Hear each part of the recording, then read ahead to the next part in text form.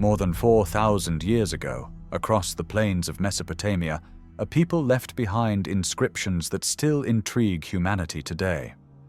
On the clay tablets of Sumer, we find the names of beings called Anunnaki, described as gods who came from the heavens, deciding the fate of men and taking part in the creation of the first cities.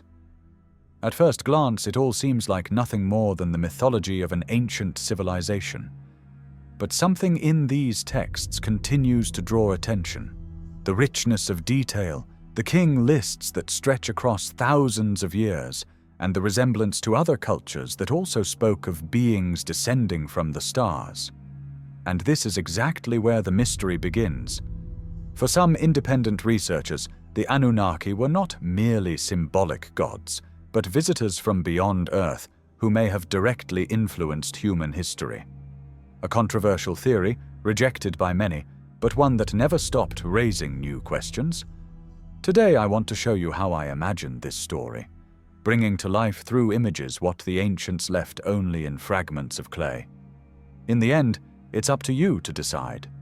Were they only myths, or something far more real than we imagine? Sumer is considered by many historians to be the first great civilization of humanity. It was there, between the Tigris and Euphrates rivers, that the first planned cities were born, along with monumental temples called ziggurats, cuneiform writing, and systems of law that shaped the ancient world. But amid this landscape of innovation, the Sumerians also recorded something that still provokes mystery today: the presence of the Anunnaki. On the clay tablets, they appear as descendants of Anu, the sky god, each with distinct roles. Enlil was described as the lord of authority and destiny, Enki as the bearer of knowledge and the waters. Other names are linked to justice, fertility, and even the judgment of the dead. These were not distant figures. For the Sumerians, the Anunnaki were directly involved in human life, deciding everything from harvests to who should rule the cities. One curious detail is how these narratives are presented.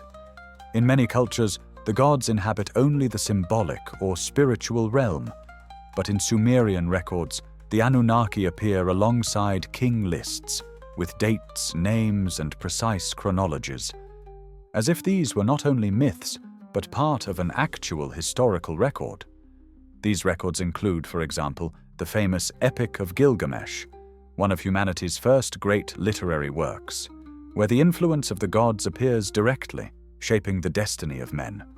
Looking at this body of accounts, it's hard not to wonder, why would such an advanced people take the trouble to mix divine narratives with what looks like historical records? Were they merely reinforcing their religious beliefs, or attempting to document the presence of beings they believed truly walked among them? Among the most enigmatic documents that survived from Sumer is the so-called Sumerian King List. Inscribed on clay tablets, it presents the sequence of rulers who supposedly reigned over different cities throughout the centuries. At first glance, it looks like just another historical record, but a closer look reveals a detail that still unsettles researchers today. In the earliest part of the list, some kings are described as having ruled for 20, 30, even 40,000 years. Only after the Great Flood, an event echoed in many ancient traditions, do the reigns begin to take on more human durations, like centuries or decades. For scholars of traditional archaeology, these numbers represent nothing more than religious symbolism or attempts to legitimize royal power. But for others, they sound like something different, accounts of a time when humanity coexisted with beings who did not follow the same biological rules as we do. And this is where the Anunnaki return to the center of the debate. Some independent researchers claim that these long reigns only make sense if interpreted as the presence of non-human entities, gods, or perhaps visitors from elsewhere, capable of living for thousands of years. Could the list, then, be a distorted record of real encounters? The contrast between the impossible chronology and the later, more plausible entries keeps the controversy alive. Were the Sumerians blending myth with reality? or simply trying to grant their kings an aura of divinity, as so many other cultures did? And when I read those numbers, I can't help but ask, why would they invent something like this? Why mix seemingly realistic records with reigns of tens of thousands of years?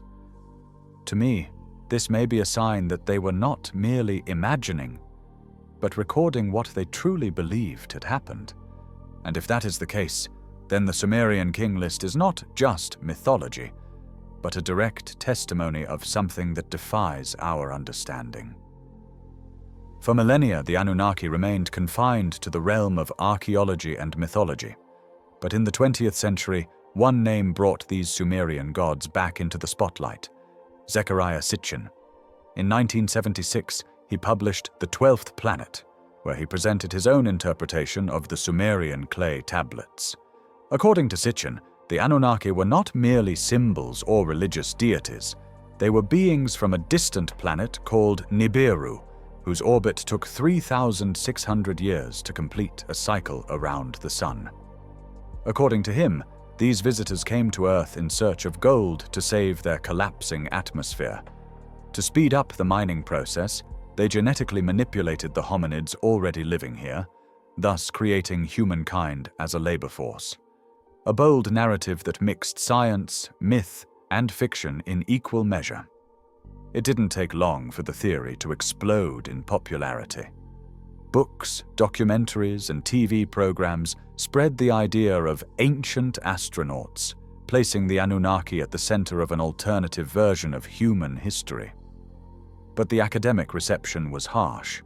Linguists and archaeologists argued that Sitchin distorted translations, misinterpreted symbols, and filled historical gaps with pure speculation.